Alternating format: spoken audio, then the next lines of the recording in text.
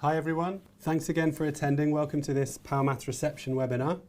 It will take about 30 minutes for us to go through the content that we've prepared, and there'll be time after that to ask questions, so hopefully won't keep you too long, but we've got plenty to go through.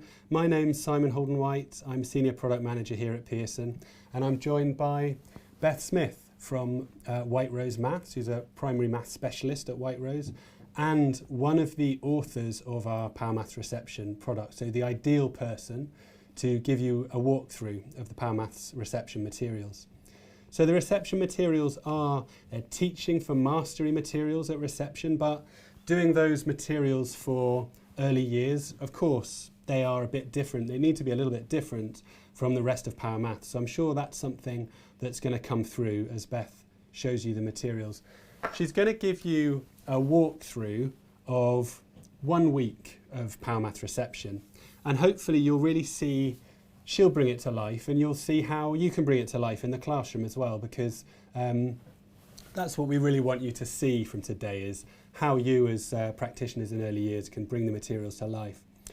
I thought it would be useful at the very beginning to say what there is in terms of resources for reception. So there is the online content, which is available on Active Learn Primary with the rest of Power Maths. And besides the online, there is also the teaching guides and the journals, which are for children to write into in reception. So online content, teacher guides and journals. And I did just want to mention that we're very proud to have won a BET Award just a few weeks ago for our early years content. So I thought I'd give you a little look at that, and congratulations to all the Power Maths Reception authors for that. So this session is for everybody who's using Power Maths Reception, but equally anybody who just wants to get a little sneak peek at the resources for reception as well and think about using it. Just to say then, before I hand over to Beth, that I'm going to keep all the other lines muted.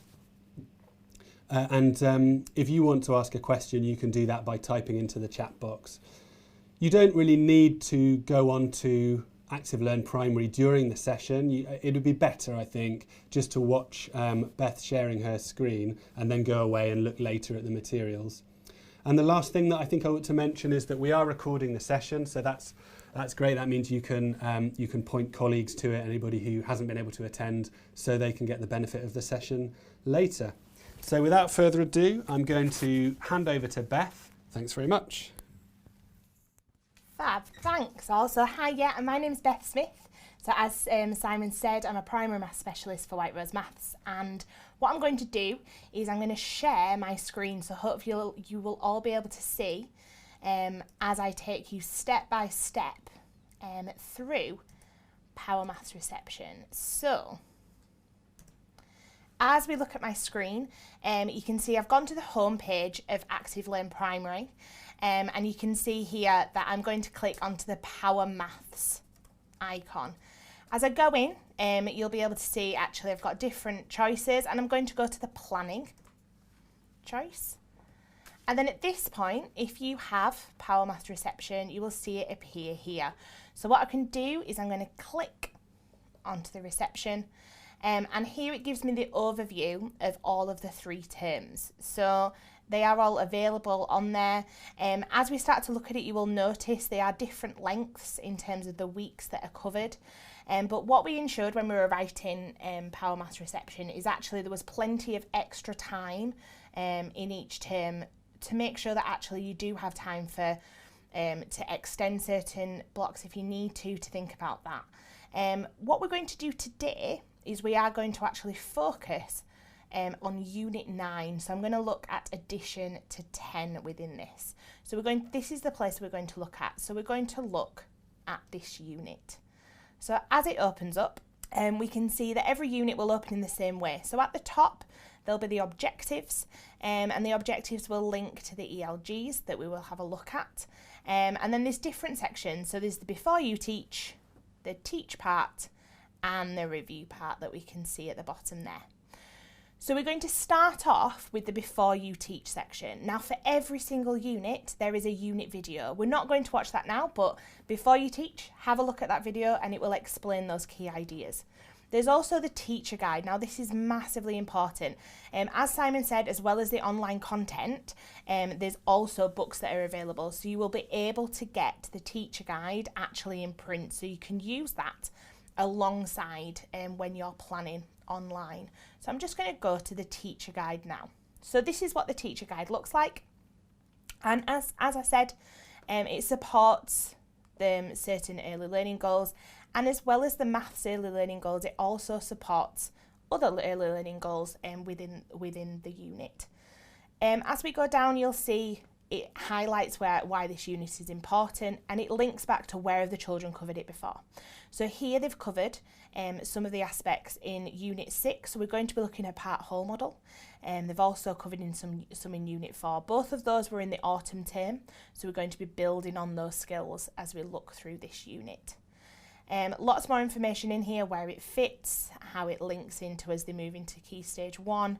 But we're just going to go on to the next page and have a look at this bit. Now this is really important. This is where we've highlighted some common misconceptions. So often we need to think about when we're planning of what actually will come as a difficulty for children.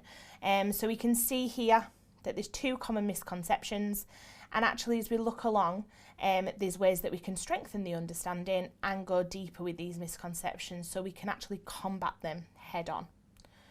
Moving down again, it highlights some structures and representations that we're going to use. So within this unit, we're going to use the Partwhole model. And then it's also got some other resources. So within this, we're going to link to lots of different things. So you'll see here, we've got the link to pots and soil and seedlings, because actually there's quite a bit of this unit that links to the idea of some planting, some different plants within here. Now, in terms of this, if you decide to do it a different way, there is optional different ways of doing it, and that's shown below, because obviously it depends on in terms of your setting and what's going to work for you. Again, as I move down, I'm going to move to the next page, and this gives me another overview. So I've got my common misconceptions again, really, really important. I've got my resources, and then I've got this section, which is the explore section. Now, really, really importantly, is the fact that actually early years is massively about children learning through play. So here, there are some suggestions of how you could enhance your continuous provision. So some enhancements that you might think that actually support this learning. Power Maths Reception has produced flashcards, but it's different, as well as supporting of where they're going to move to when they get to year 1.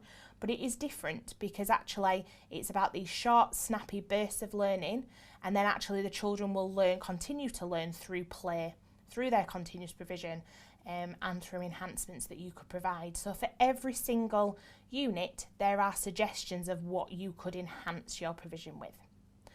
Right, okay, what we're going to look at then is we're going to take a look at what the structure of Power Maths learning is.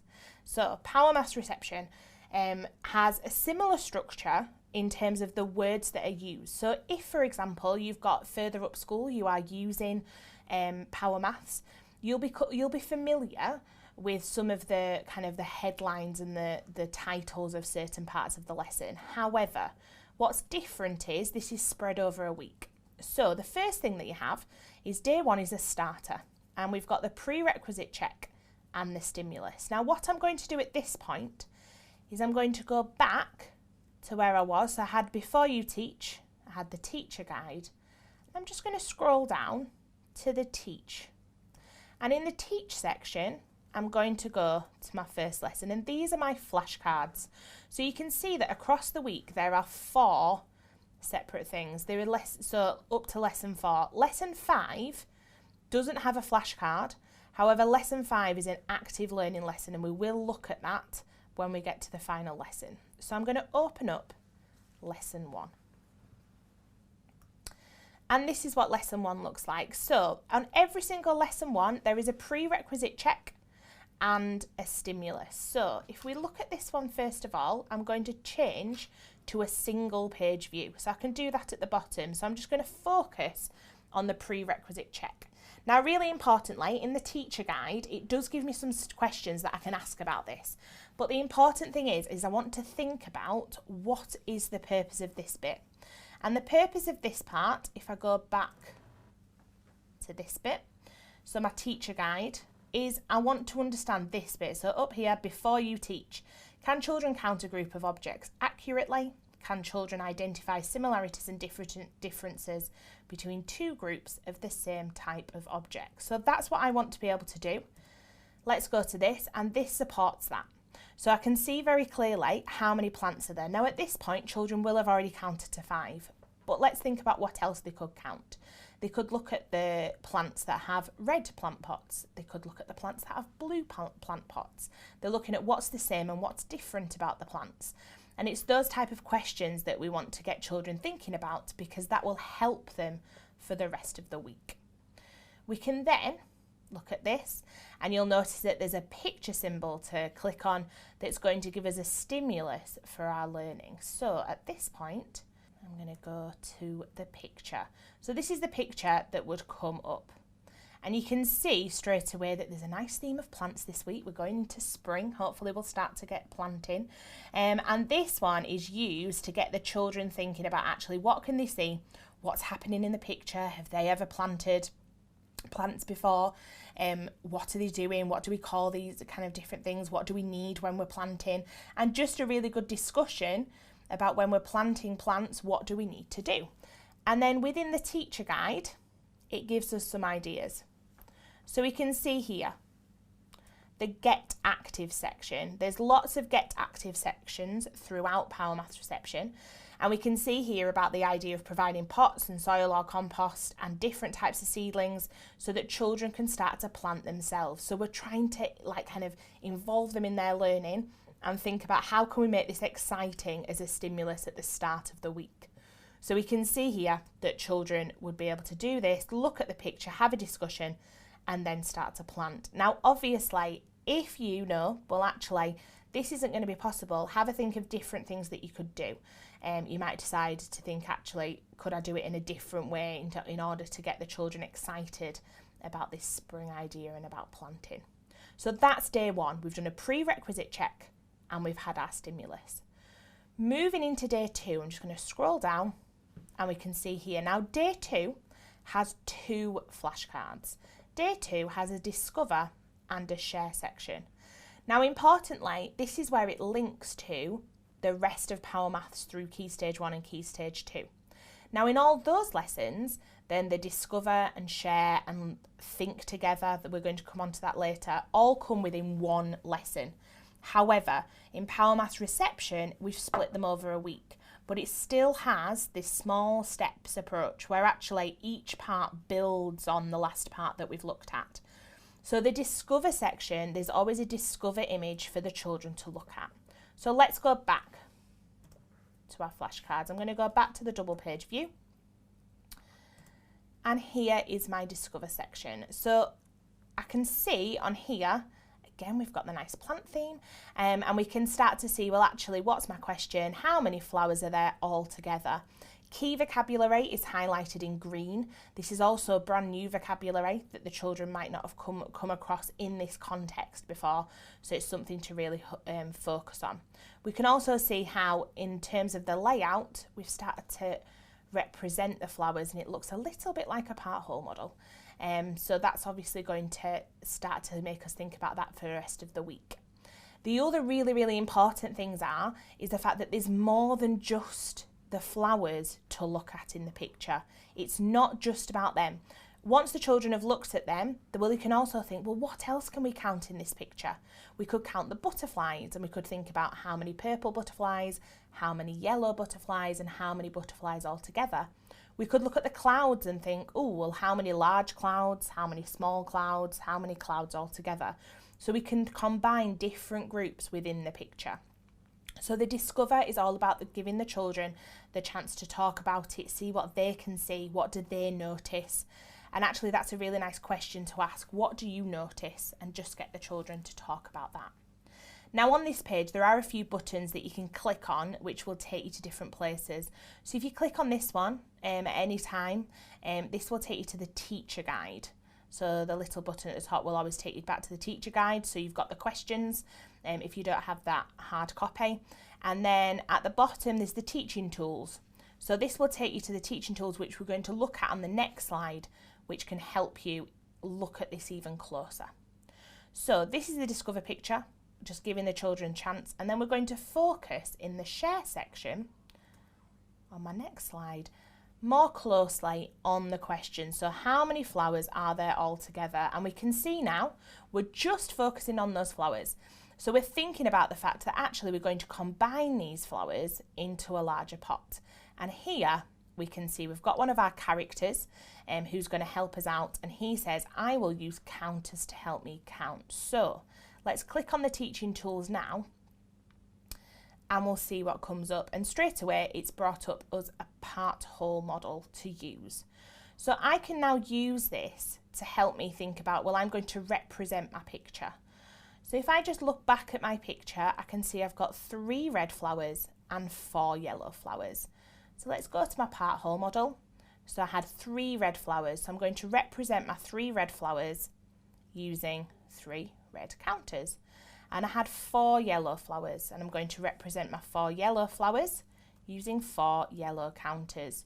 So straight away I'm taking it from that kind of concrete real life objects and I'm taking it into what can I represent this with. So then I need to think, well, this is a part and this is a part, but we're going to add these parts together to find the whole. So we want to know how many flowers there are altogether. So we need to actually think, well, let's make, there were 3 red, so we can put those in, and there were 4 yellow. And it can help us see that now there are 7 flowers altogether. So I've represented my problem just using the counters to show that. The other thing that you should notice as well is that there is also an image bank at the bottom. So if you wanted to use, as I click along, if we wanted to use flowers in here as well, absolutely you can use the flowers to help you out as well. But notice how I've used, I think the colours match the flowers really well in this instance. So going back to this, we can see the fact that I've used my Partwhole model to help. I've done this for this, yes, I can see my parts. So there are 3 red flowers, there are 4 yellow flowers, there are 7 flowers altogether. Once I've shared that way, I could then go back to my Discover picture and say to the children, right, okay, I want you to choose, say, the butterflies. And then I'll provide them with materials to start to represent. So they'll have Partwhole models, they could have cubes or counters, and they can start representing it themselves. And you could say, well, what else can you show that we've got in the picture? So they might show and represent the clouds. So it's all about that practical learning that they can do. So we can see that one. Now going back to the teacher guide, at this point and for the rest of the teacher guide, there are also suggestions for strengthen and deepen activities. So for every single one, you can see that actually if children are starting to struggle, how can we support them? And if we want to push them further, how can we deepen their understanding? There's also some really clear use of STEM sentences to help us really focus on those representations and the structure of the maths. And the same in the share. Again, we've got strengthen and deepen. And again, get active section. So how can we make this practical? What else can they do? So that is day 2, where we've looked at the Discover and the Share. So moving on, we've got day 3. Now at this point, we've moved on to the Think Together stage. Again, same title as what's in Key Stage 1 and Key Stage 2, but again, this is a new day now, so we're on to day 3, and we're going to think about how this can help. So if we go back to here, we're now on to day 3. So straight away, because we've got 2 questions on here, I might go back to the single page view just to focus on the first one. And you can see actually what's really important about the Think Together section is that question 1 builds and is similar to what they've actually looked at in the Discover and Share. So here I've still got red and yellow flowers, but they do look a little bit different. But also I've still got the idea of these 2 parts are shown, the Partwhole model is in the same orientation, so they should be able to build on their learning. Now at the bottom, we can see that we've got the characters again, and they can start to suggest things. So here, they're saying, I can see how many without counting. So they're suggesting the idea of subitizing. So subitizing to be able to look at this amount of flowers. And because it's in the shape of what it would look like on a dice or a domino, children should be able to see it's 4 without having to do the one-to-one correspondence of counting. So they should be able to see this 4 and 4, and then can they think how many they're all together? And then we can think about, right, okay, what can we use to represent it? So again, we could go back to our Partwhole model and think, oh, how would our Partwhole model be different? So yesterday we had 3 red flowers and 4 yellow flowers. Today, what have we got? Oh, well, now we've got 4 and 4. So what else would change? And we can see that up here. So you can start to see how actually we can start to think what's the same, what's different from that early stage. So that's the question 1. Now, question 2 of Think Together is this one. And notice how now something's changed a little bit, because actually we want children to see things in different ways. So we're thinking about how we can change things slightly. So here we've rotated the Partwhole model. The Partwhole model doesn't have to just be seen in one way. So when we've rotated it now, the character gives us that suggestion. I think the whole has moved. So again, we're still using a familiar context because we've already looked at butterflies this week, so that will help us. But we want to think, well, how many will be in the whole? So again, you could represent it.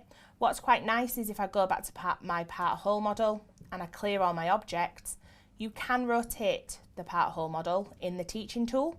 So straight away, I can actually represent what I had on here. So when I've got my purple and my yellow butterflies, I can represent them and I can think, well, actually, I can put my counters in and talk about how many, where is the whole, how many do I have altogether? So that's a really good teaching tool that will then help me to see and to understand this. Now, in terms of day 3, this is where something different comes in because we've got our first journal. Now, the journals are available as hard copies for the children to use. What I've got in the teacher guide is an example of what journal 1 is.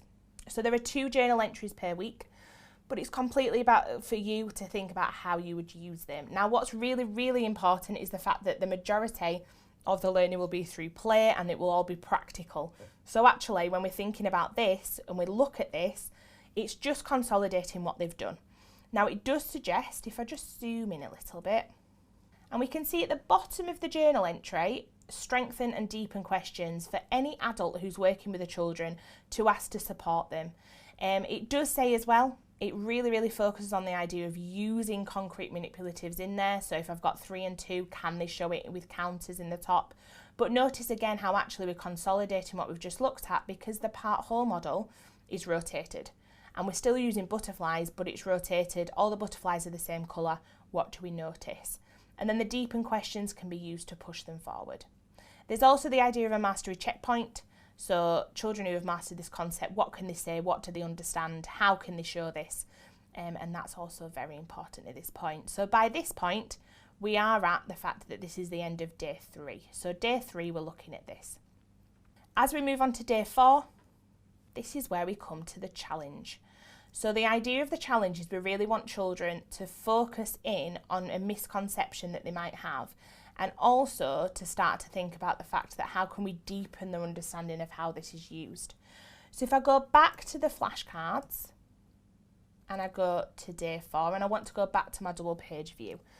So I can see here again, the teacher guide is still there if you wanted to click back to that, and you've still got your Partwhole model. And here I've got 2 characters who've got misconceptions. So first of all, we've got, I think that 4 is the whole. And obviously we can discuss with the children, well, why do you think she thinks that? Is she right? What do we think? And then we've got, I think that 10 is the whole. Now, importantly, my Partwhole model, if I clear those objects, I can rotate it and I can make it so actually it looks exactly the same. So I could use my counters to represent what I had. So I had 4 B's in one part, 1 B in the other. I'm going to use the same colour because actually all the B's look the same. And then I had 5 B's here. So I can see that actually for the children, it's the idea that just because I've rotated it doesn't mean that suddenly the top part is still the whole. Actually, the lines draw together. These 2 parts come together to make the whole. 4 is one part, 1 is one part, and 5 is the whole. So going back to the flashcard, I can think about why this character's wrong. Now at the bottom, I think that 10 is the whole is another complete misconception of the fact that actually saying to the children, where have they got 10 from? Where's 10 come from? And seeing that 10 is how many bees there are all together on the Partwhole model. But actually we can see that that's not what's happened here, because actually the whole is 5 because these are the parts. So these are representing the fact that these come together to make the whole. So it's a challenge just to go that little bit deeper. Going back to the teacher guide, we can see again there's plenty of opportunities here to strengthen. So some children may need to practice combining them before coming back to the challenge. So if you know, for example, on the journal entry that some children were struggling, you might do something before they come onto this challenge. You also have a deepen part to have a look at and a get active section. So the idea that actually let's make this active in the classroom. Now, as I said, challenge is the final flashcard of the week. As I click to the next one, it goes on to the next unit. So actually, going back to this, the teacher guide is the only part that tells me what's going to happen when I get to day 5. And day 5 is all about practical activities. So the practical activities at this point, they're outlined here. So we've got 2 different practical activities. Now the first one is called Count the Claps. And importantly here is trying to count things that we can't actually touch. So sometimes children have to touch things or see things in order to count them. But here what we want to do is we want to understand that actually we can count and combine things in different ways. So here we've got how many claps all together, how many hops all together, we've got dropping counters into a tin, lots of different things, and children can start to do that. We've also got the hoops activity, so actually placing the hoops on the floor, representing a Partwhole model. And then children can start to look at that. Now on day 5 there is also a second journal, and this one's a little bit more open-ended. So for this one it's the idea of actually we're reflecting on our learning from the week. So we can see here that complete the Partwhole model to tell a number story, and in one part we've got 3 zebras, so the children can make up any number story they want. Now again at the bottom there are some strengthen and deepen suggestions, so for children who are not sure where to start, I would immediately go to the small world area and get some animals, and I'd say to them, right, okay, I want you to think about this, put some animals in the sections, what have we got and how many animals have we got all together. They could imagine that they were thinking about at a zoo the animals that they might have seen, so they saw 3 zebras, they saw 4 elephants, and they saw 7 animals all together. So that idea of putting it into a number story. And then for deepening their understanding, they might start to think, well, actually, I've done this one and I've got 3 in one part and 4 in another, but my friend has got 3 and 6, so theirs is a little bit different. Some things are the same. So what's important is the fact that actually let's make it practical, let's help children to understand it, but again notice what's the same and what's different. Now the final thing here is the fact we can look at the mastery checkpoint, and there's 3 different stages. So children who have mastered this concept they can use the language of part and whole. Children who have not yet mastered this concept, and then it goes into that, and children who've mastered this concept with greater depth. So what's important here is it starts to help us think about, well, where are children in their learning, and how do we need to help them to continue to move on. So actually if they've not yet mastered the concept, they are going to need this concept as they move on and as they move into the next unit. So what's important is the fact that actually we can help them out and think, well, how can we help them further? What do we need to do? What will they need support with? So the final thing, if we just go back to our overview page, so we have the teach section and we've been through all those flashcards. We then have the review section. So there is, first of all, there's an observation sheet. So this can be really good to use if the children in their continuous revision, in anything that you've put enhancements in any focus group activities, you might observe something that links to the learning that they've done this week, and you can make any notes on that observation sheet. There's also a maths journal exemplar. So if I go on to this one, I've already clicked on that before, and there's just some example responses. So if a children has mastery and they've actually mastered the concept, it just gives an example and then says the kind of things that the children might be doing. So obviously we're not expecting them to write this down, but this is more what we would see them doing. So we'd see them counting, and it might be also what they are saying. So it's all about them talking to us and explaining what they can do. And then we can see in the bottom, complete the Partwhole model, so they can explain that. There's also mastery with greater depth. So what are the children doing here?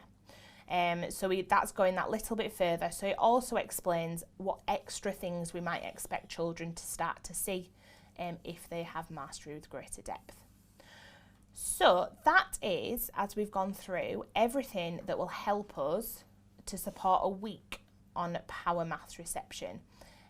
So what I'm going to do now is I'm going to stop sharing my screen and Simon is going to tell me if we've had any questions.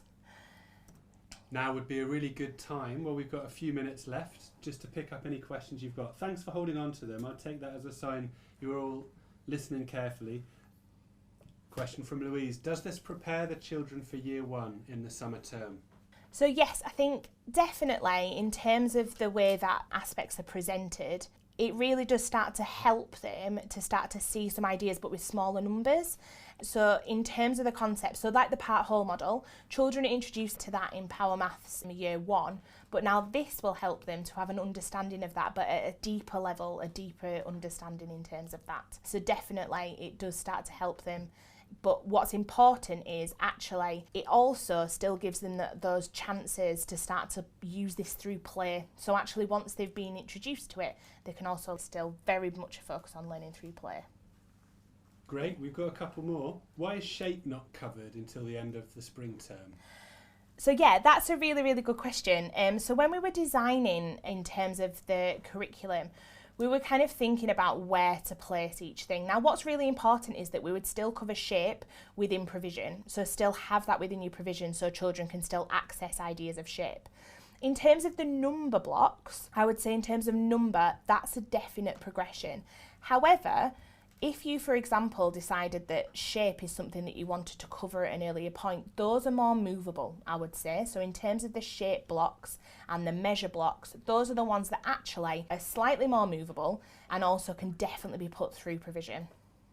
Okay, thanks for that. How long does it take daily to teach each activity? So I'd probably say, dependent on the day really, so I'd probably say that the first day, in terms of day one and looking at the prerequisite and the stimulus, you're probably not looking at anything longer than 10 minutes in terms of that, because I think it's more of sharing and discussing and having those ideas. But it does suggest a practical activity. So in terms of that practical activity, that might be something that then takes longer as they start to do that. I would also say that in terms of the other days, so the discover and the share, as those come together, again, you're probably talking 10 minutes. It's got to be kept short because actually we've got to think about the best way that children in reception can learn, and we want to make sure that it's not long kind of carpet sessions where they're spent there. We want it to keep it short and snappy and practical. That's what's really important. So it won't be too long on each day.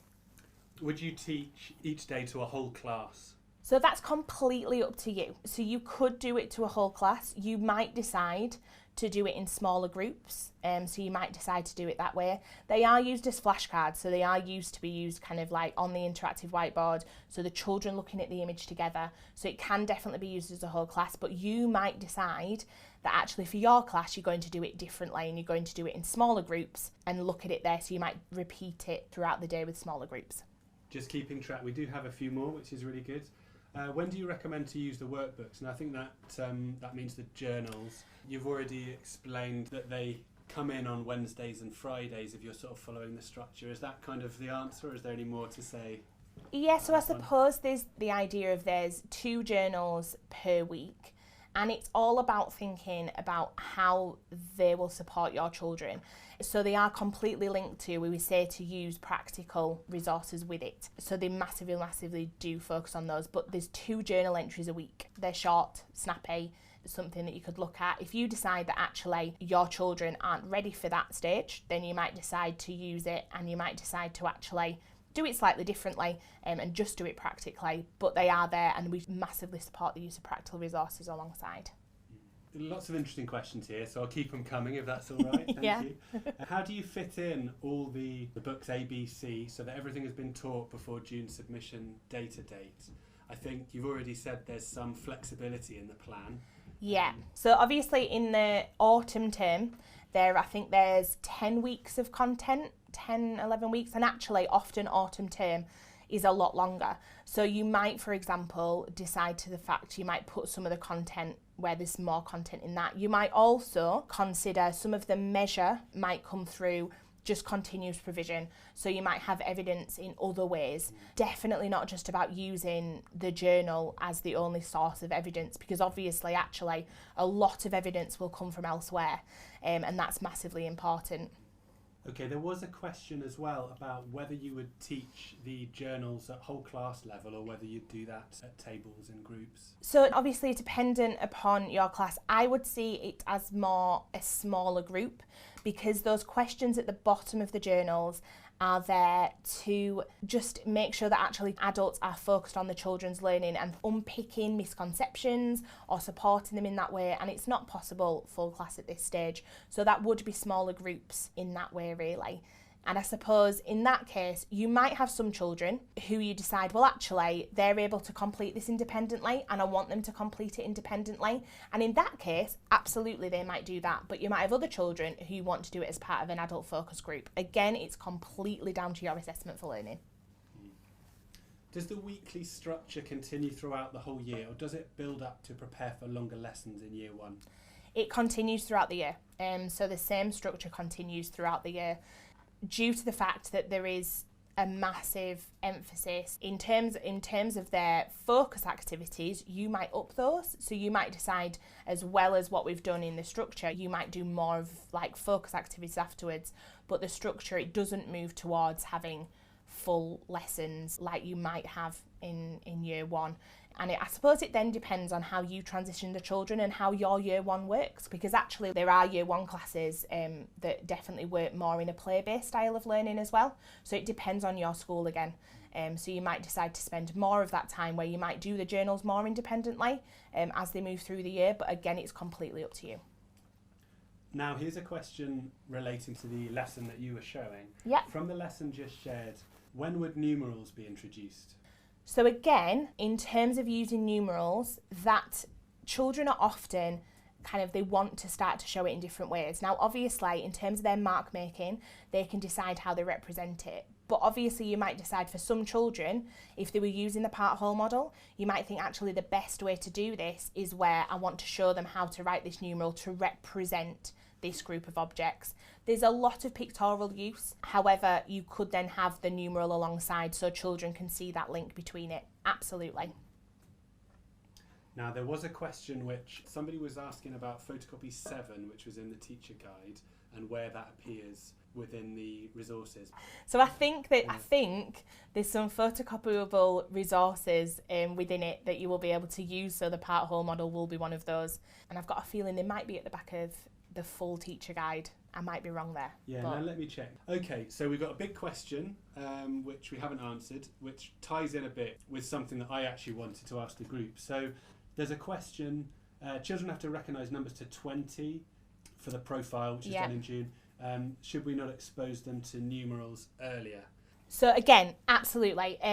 In terms of thinking about throughout, what we're doing is we're really focusing on in Power Maths Reception, building that understanding as they move through. However, that doesn't mean that they can't count further and they can't see numbers that appear before that, because actually children are fascinated by that and they'll be interested in that and they will see them on an everyday basis.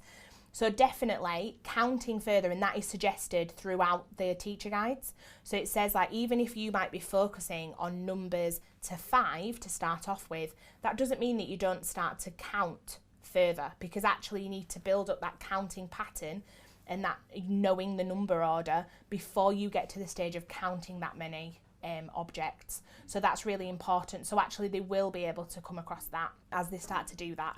Also in terms of the numerals, absolutely, they can start to look at that. Often children will see those numbers, especially when, depending on when their birthday is, they'll start to recognise the fact that there's different numbers or their house number. So they can see it's really important to see lots of different numbers and larger numbers as well. Now we have a question here, which is what happens with the teacher guides when SSM is removed next year. So I think that means shape space measures.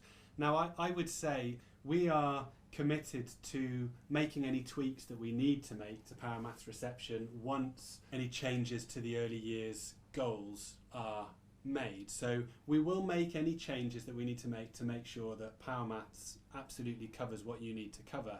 But I think the other thing that we should say is, if there isn't an early learning goal for the shape, that doesn't necessarily mean that none of you will want to cover shape in your lessons, and it'll still be in the development matters as well, I assume. So I think you may want to add to it, Beth, but I think part of the answer would be that we will definitely make sure that you're covered for the new arrangements, and also that we won't take out things that you might actually still like to use. So what we'll do, I think, is make sure you can see clearly what the change has been and how you might like to plan your route through the content, just so that we flag everything that's in the early learning goal and anything that isn't, so you can make an informed choice. Yeah, and I think as well as the early learning goals obviously being there, that doesn't just restrict the fact that we know what actually children learning about shape, space and measure is massively, massively important for children. And I think often there was a consultation out. Obviously everything hasn't been agreed yet in terms of that consultation and what's been said, and I think there's been lots of discussion about how important shape, space and measure is, and I think that's why if that content has been written, it's there. And also just through their play, children will naturally start to look at shape, space and measure, and we need to encourage that because it massively supports their learning in maths later on in life. So thanks for all your questions. I've got a question for all of you who are still there, if you don't mind, which is that once the outcome of the reforms is absolutely clear, I think that the intention is to allow reception practitioners to use the new curriculum a year before it's statutory. So I wondered how many of you would see yourselves as applying the curriculum that year early, and how many of you would just use it when it becomes statutory, do you think? So if you don't mind, I'll just give you a moment to type your answers to that one into the chat box, if you don't mind. If anyone's got any other questions, I'll look out for those as well. Thanks everybody, starting to see a few answers, that's really nice. Yeah, thank you. It's really, really useful for us to know that a good number of you are thinking about using it early. Okay, well, thank you very much for putting in your answers. I just want to say a huge thank you to Beth for running this session. And for walking us through the content. As you know, we've been recording it, so you will be able to share the session with colleagues later. So thanks very much to Beth, thanks very much to all of you for attending, and have a good afternoon.